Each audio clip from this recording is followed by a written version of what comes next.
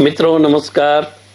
मैं एडवोकेट सुरेंदु जयपुरिया अपने इस चैनल पर पुनः एक बार आपका स्वागत करता हूं।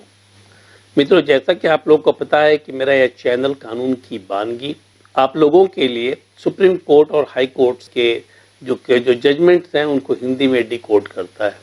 क्योंकि मेरे अधिकांश जो व्यूअर्स हैं वह हिंदी स्पीकिंग बेल्ट के हैं, इसीलिए मैं उनके लिए कोशिश करता हूं कि हिंदी में डिकोड करूं चीज़ों को और उसे उसी ढंग से सिंपल तरीके से समझाने का प्रयास करूं, जिससे कि इसका बेहतर से बेहतर फायदा आप लोगों को मिल सके। और मैं इस सीरीज में लगातार ही जिस ढंग से चीज़ों को डिकोड कर रहा हूं, उसके साथ साथ जो आईपीसी सीआरपीसी वगैरह के जो प्रोविजन है, उसके साथ नए जो 3 कानून बने हैं उसे भी मैं डिकोड करने की कोशिश कर रहा हूं और आप लोगों को बताने की कोशिश कर रहा हूं। यहाँ भी मैं उसी ढंग से आप लोगों को बताने की कोशिश करूँगा। और आप लोगों को पता ही होगा कि 1 जुलाई से जो नया 3 कानून है, न्याय संहिता, दंड संहिता और साक्ष्य संहिता, जो सभी कानून हैं वो सारे के सारे 1 जुलाई से लागू कर दिए जाएंगे। तो पुराने कानून के साथ साथ आप लोग नए कानून में भी जो प्रोविजन है उसको भी जानना जरूरी है। इसलिए मेरी कोशिश यह रहती है कि पुराने जो कानून में जो सेक्शंस हैं और नए कानून में जो परिवर्तन हुए हैं जो सेक्शन वाइज, उसको भी मैं साथ साथ डिस्कस करूं। मेरी कोशिश लगातार ही यही रहती है। तो मित्रों, आज मैं आप लोगों को जिस जजमेंट की बात करने जा रहा हूं उसके पहले उसका थोड़ा बैकग्राउंड आप लोगों को दे दूं। आप लोग कुछ जानते हैं, चूंकि आप वकालत करते हैं, और जो हमारे मित्र वकालत नहीं करते उन्हें मैं बतला दूं कि जो कोर्ट में आप केस फाइल करते हैं उसके साथ साथ आपको एक एफिडेविट देनी पड़ती है।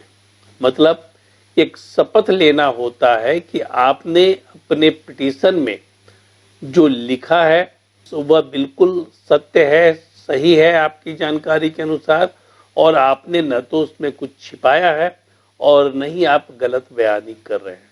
यह देना होता है। जो हमारे वकील बंधु हैं वो इस चीज़ से भली भांति परिचित है, और जो तो वकील नहीं है, जो हमारे विद्यार्थी हैं लॉ के या फिर जो नॉन लॉ के जो लोग हैं, उनको मैं बतला दूं कि यह प्रोविजन ही बहुत स्पष्ट तौर पर किया गया और दंडात्मक प्रोविजन है। यदि आप गलत एफिडेविट देते हैं कोर्ट में तो यह दंडात्मक प्रोविजन है, यह पीनल सेक्शन है, और इंडियन पीनल कोड का, पुराने इंडियन पीनल कोड का सेक्शन 191 इसको कवर करता है। और जो नई न्याय संहिता बनी है उसमें सेक्शन 225 इसको कवर करता है। तो कभी भी आप जब किसी केस को फाइल करते हैं तो इस बात का आप जरूर ध्यान रखें कि जो एफिडेविट किया जा रहा है और जो आपने पिटीशन में डाला है उसमें कुछ गलती नहीं हो। ऐसे एक बात और भी मैं आप लोगों को बतला दूं कि यदि एफिडेविट जब जो करता है व्यक्ति, जो पैरवीकार होता है वह एफिडेविट करता है, जो पैरवीकार होता है वह एफिडेविट करता है क्रिमिनल केस में, उसमें वह व्यक्ति जो पैरवीकार है वही फंसता है।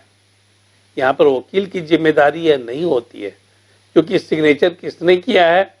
सिग्नेचर उसने किया है जो पैरवीकार है, और पैरवीकार ही चीज़ों को जानता है। क्योंकि पैरवीकार ने आपको बतलाया है सारी चीज़, तो आपने उसे सूचीबद्ध किया है और ड्राफ्ट किया है, इसलिए पूरी रिस्पॉन्सिबिलिटी पैरवीकार की हो जाती है।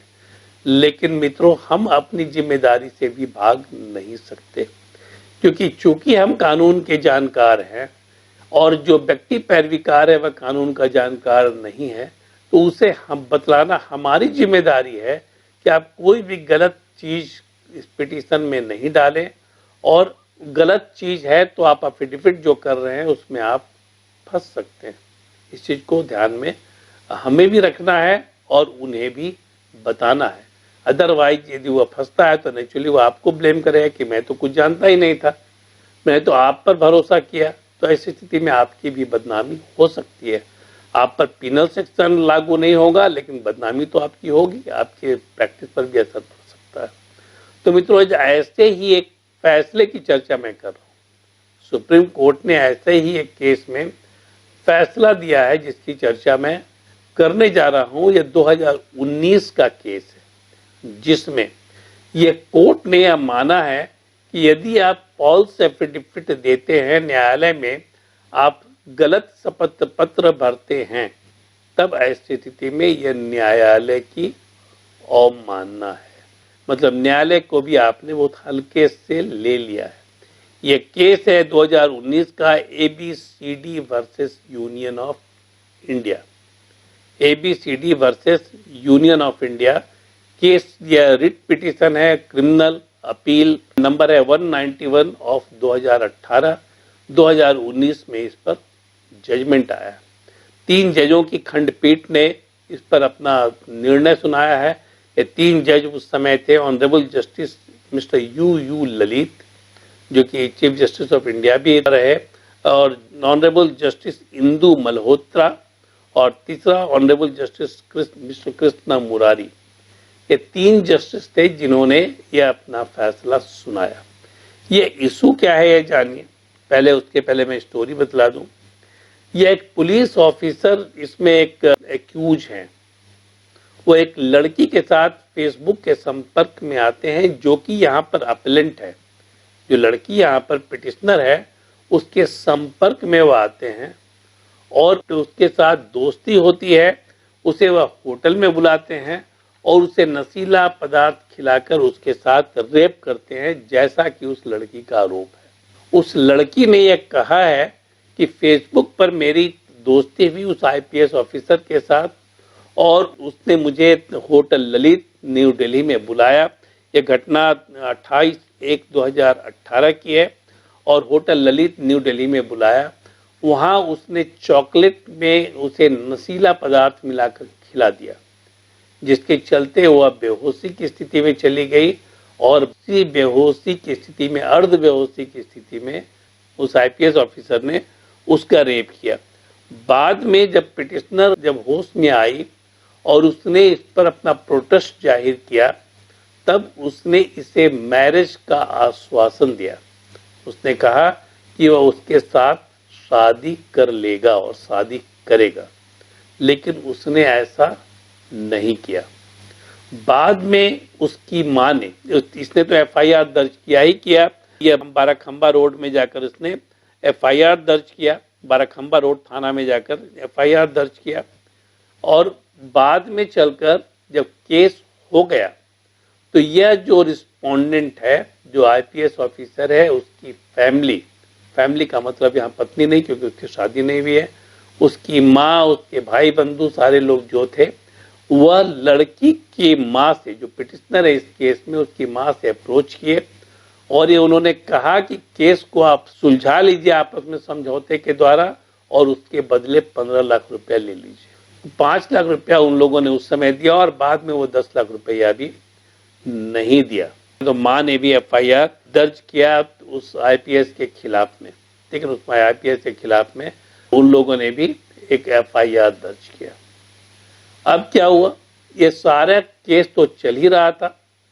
चलने के क्रम में उसने प्रोटेक्शन की मांग की, चूंकि IPS ऑफिसर वह था तो उसकी जान को खतरा था। तो यह जो पिटिशनर थी उसने प्रोटेक्शन की मांग की और प्रोटेक्शन उसे मिला भी, उससे और उसके पूरे परिवार को प्रोटेक्शन मिला। लेकिन इस दौरान प्रोटेक्शन मिला, वो सारा कुछ कर रही थी, केस चल रहा था। उसका कहना था कि उसके ऊपर अभी भी अटैक हो सकता है, उसे मारा जा सकता है। उसने कहा कि उसके ऊपर बहुत बार अटेम्प्ट भी लिया गया है। उसके बाद एक दिन की एक घटना हो गई जिस पर उसने एक FIR दर्ज किया। यह घटना 18/10/2019 की है, जिसमें उसने आरोप लगाया कि वह दिल्ली के सड़क पर चली जा रही थी। वह कोटला पुलिस स्टेशन के अंतर्गत आता है, जहां वह हॉस्टल में रहती थी साउथ दिल्ली में। वो चली जा रही थी, वहां पर एक काले रंग की बड़ी गाड़ी ने उसे डैश करने की कोशिश की,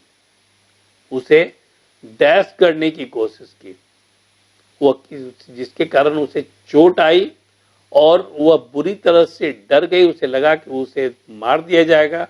वहां से वह हॉस्पिटल गई, लेकिन हॉस्पिटल में उसने इलाज नहीं कराया। वहां से वह चली गई अपने हॉस्टल, और हॉस्टल से जाकर फिर उसने कोटला मुबारकपुर पुलिस स्टेशन में, जो कि साउथ दिल्ली में है, वहां उसने FIR दर्ज कराया। उस IPS के खिलाफ FIR दर्ज कराया। अब यहाँ पर क्या हुआ, उसने यह कहा कि इसका सीसीटीवी फुटेज भी वहां पर से देखा जा सकता है। कोर्ट में ये उसने अफिडेविट दिया कि उसे जान मारने की कोशिश हुई। कोर्ट ने उस सीसीटीवी फुटेज को, सुप्रीम कोर्ट में उसने ये पिटीशन फाइल की अपने प्रोटेक्शन के लिए, पुनः प्रोटेक्शन के लिए, ज्यादा प्रोटेक्शन के लिए उसने फाइल किया, जिस रिट की चर्चा मैंने अभी सबसे पहले आप लोगों से की।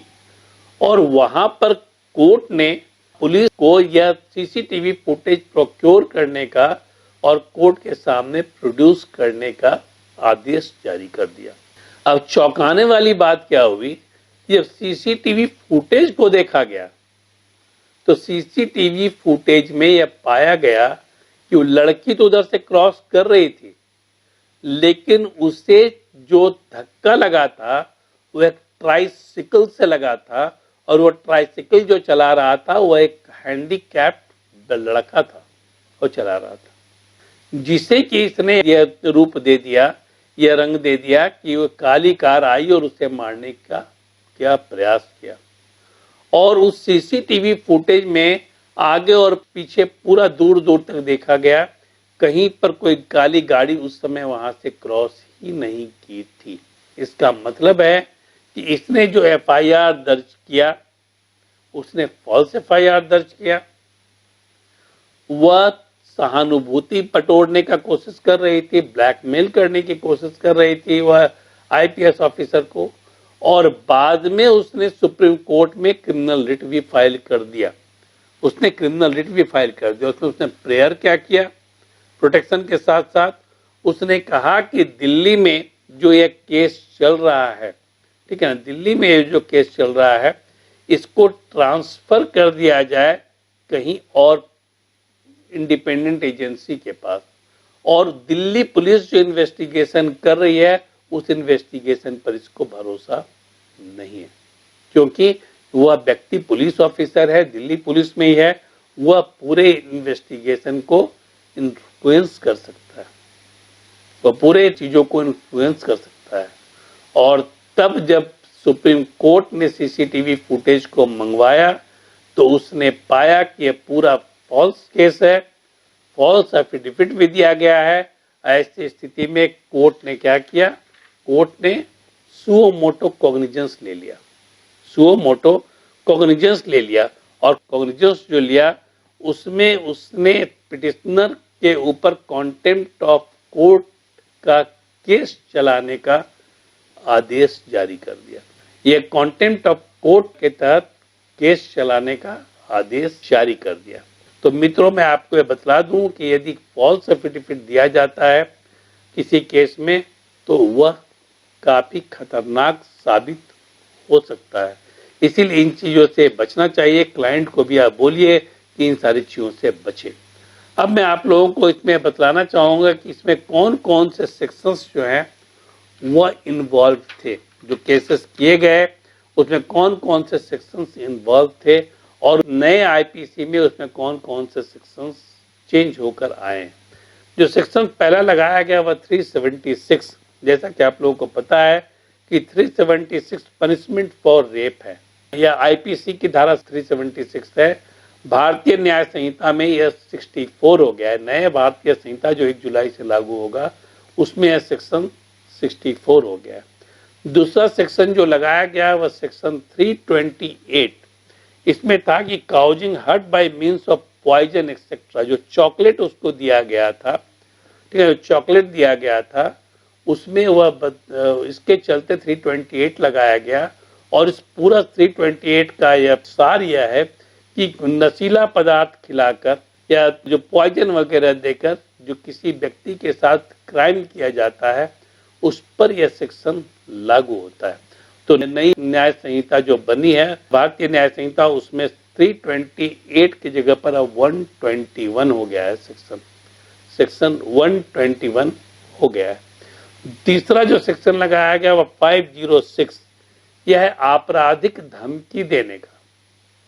धमकी क्यों दिया जाता है कि यदि इसमें आप आगे बढ़ोगे तो आपको जान मार दिया जाएगा या आपके साथ बदसलूकी की जाएगी, कुछ भी किया जा सकता है। तो इसमें 506 भी इसमें लगाया गया। तो नया जो न्याय संहिता है जो 1 जुलाई से लागू हो रहा है उसमें सेक्शन है 349 क्रिमिनल इंटिमिडेशन का, ये सेक्शन 349 अब हो गया है।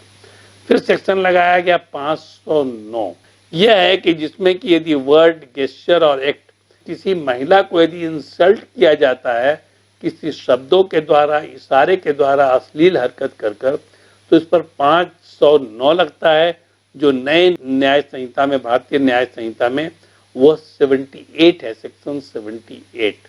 और सेक्शन 191 जो कि इंडियन पिनल कोड में है, वह इसलिए है क्योंकि यदि आप फॉल्स एफिडेविट देते हैं तो उसमें क्या सजा का प्रावधान है। तो नई जो न्याय संहिता बनी है, भारतीय दंड संहिता जो बनी है, उसमें यह 225 है। तो मित्रों, मैं उम्मीद करता हूं कि आप लोगों को हमारा यह वीडियो पसंद आया होगा। यदि आप लोगों को यह वीडियो पसंद आया है तो आप लोग इसको लाइक करें, सब्सक्राइब करें और अपने मित्रों को शेयर जरूर करें। धन्यवाद।